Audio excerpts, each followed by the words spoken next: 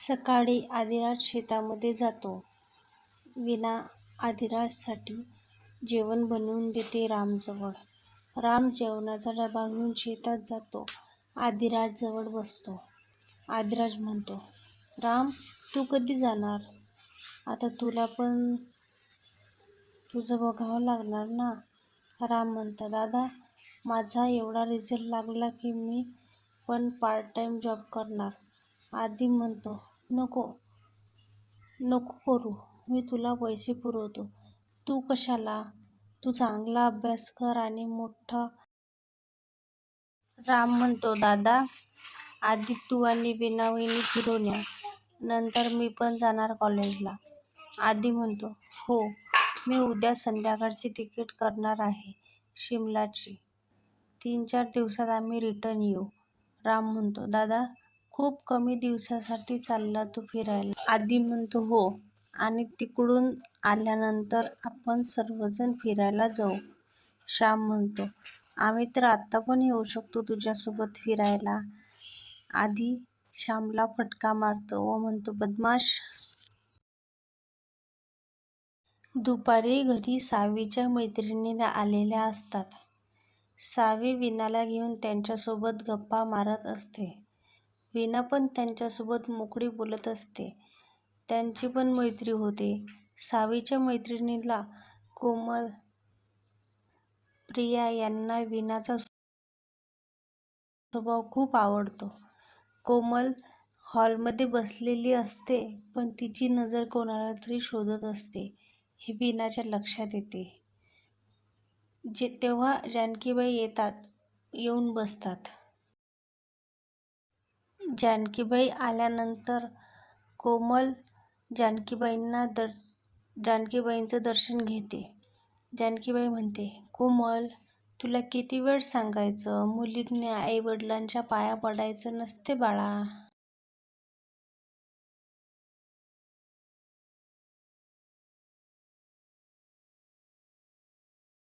कोमल म्हणते, आई, तुमचा आशीर्वाद मला पाहिजे, तो माझा हक्क आहे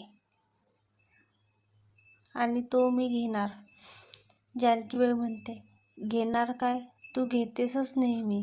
सुखी राहा बाळा. कोमल त्यांना गोड स्माईल देते. थोड्याच वेळात राम आणि आदिराज शेतातून घरी येतो. हॉलमध्ये बसलेल्या सावीच्या मैत्रिणी आणि वीणा असतात. जानकीबाई थोडं बोलून दुपारी झोपायला गेलेल्या असतात. आदिराज व राम सोफ्यावर बसलेले असतात आणि आदिराज पण सावीच्या मैत्रिणीसोबत बोलत असतो. कोमल मात्र राम आलेला बघून लाजत असते. कोमल ही सावीपेक्षा वयाने लहान असते, 1 वर्षाने, पण तिचं शाळेमध्ये नाव लवकर टाकलेलं असते, म्हणून ती सावीच्या वर्गात असते. राम पण चोरून कोमलला बघत असतो. वीणा रामकडे बघते तर कधी कोमलकडे बघते. आदिराजला पण समजते, पण आदिराजला आधीच माहीत असते रामला कोमल आवडते. पण रामनं अजून कोमलसोबत बोललेला नाही हे पण आदिराजला माहीत असते.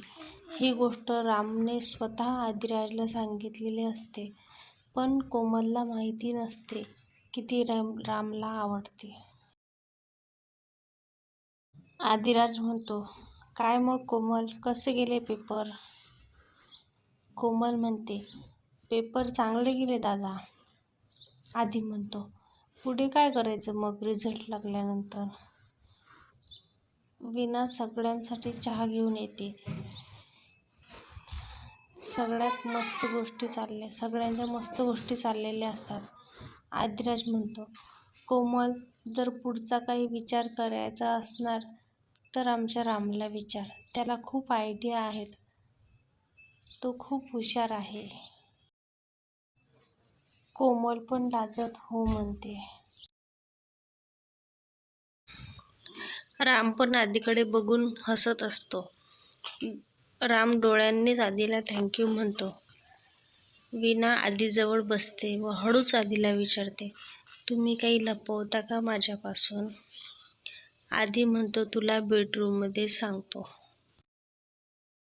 संध्याकाळी आधी 2 शिमल्याची तिकीट करून घरी येतो. घरातील सर्वांना सांगतो दोघं फिरायला जाणार आहेत. हे ऐकून सगळ्यांना आनंद होतो.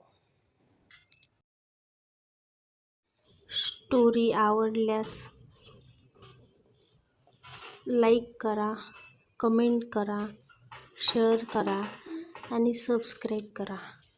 Thank you.